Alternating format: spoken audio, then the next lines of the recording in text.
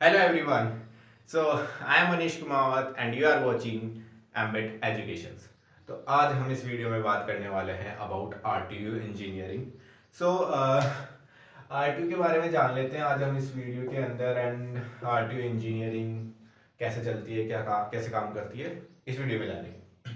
So basically जो RTU है it stands for Rajasthan technical university, जो कि कोटा के अंदर है. तो जो राजस्थान में जो इंजीनियरिंग कॉलेजेस होती है वो हमारे आरटीयू से एफिलेटेड होती है. जैसे सिंपली हम 10th एंड 12th के अंदर आरबीएससी बोर्ड एग्जाम्स देते हैं, वैसे ही अपने जो राजस्थान में इंजीनियरिंग कॉलेजेस है वहाँ पर अपने आरटीयू एग्जाम्स होते हैं. तो बेसिकली होता क्या है, जो भी आपका इंजीनियरिंग का सिलेबस है, लाइक जो भी सिलेबस रहने वाला है आप लोगों का, वो भी आरटीयू ही डिसाइड करता है. एंड जो एग्जाम पैटर्न है वो भी आरटीयू डिसाइड करता है. एग्जाम फीस भी आपकी आरटीयू डिसाइड करता है. और वैसे ही आपका एक एग्जाम सेंटर आता है जहाँ पे जाके आपको एग्जाम देना होता है. तो आरटीयू ने बहुत सारी ब्रांचेस अवेलेबल करवा रखी है कॉलेजेस के अंदर.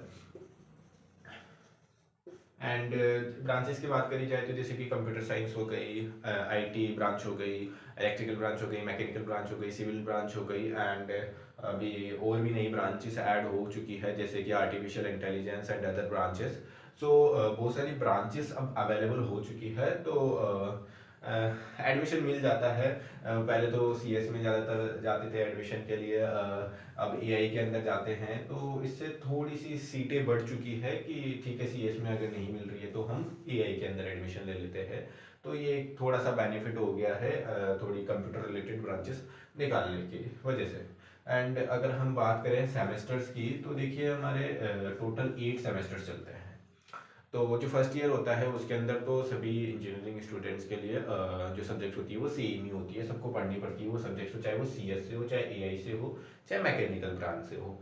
ठीक है. उसके बाद जब सेकेंड ईयर यानी कि थर्ड सेमेस्टर चालू होता है, वहाँ से फिर क्या होती है कि जो भी आपने जैसे सीएस लिया है, एआई लिया है, उससे रिलेटेड फिर सब्जेक्ट्स आपको पढ़नी पड़ती है. यानी कि आपकी डोमेन स्पेसिफिक सब्जेक्ट्स आने लग जाती है. एंड अप्रोक्स आपकी 6 सब्जेक्ट्स तो चलती है, 6 के आसपास. तो फिर जब आप सेवेंथ और एट सेमेस्टर सेमेस्टर में आ जाते हो तो आपके सब्जेक्ट्स कम हो जाते हैं. जो थ्योरेटिकल सब्जेक्ट्स हैं, थ्योरेटिकल सब्जेक्ट्स वो 2 ही रह जाते हैं आप लोगों के, और प्रैक्टिकल्स भी इसी के आसपास रहते हैं.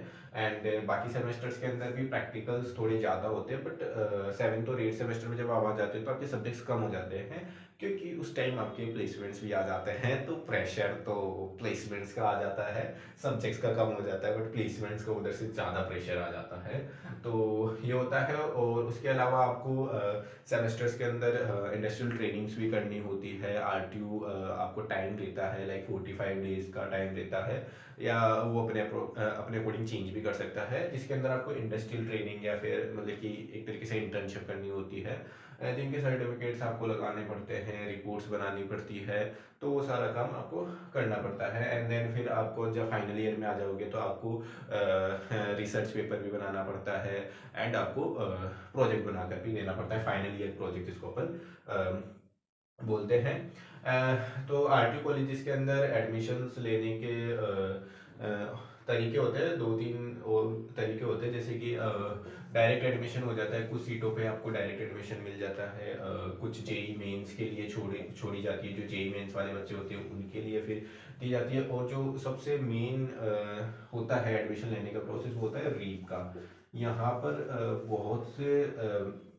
बहुत सारी सीटों पे रीप के थ्रू एडमिशन मिलता है. तो रीप के लिए भी आपका जेई मेंस का स्कोर शायद काउंट होने लग गया है अब. Like when I was in corona batch तो ये जेई मेंस वाला क्राइटेरिया उस समय नहीं था, बट अब जेई मेन में अपीयर होना आपको जरूरी है.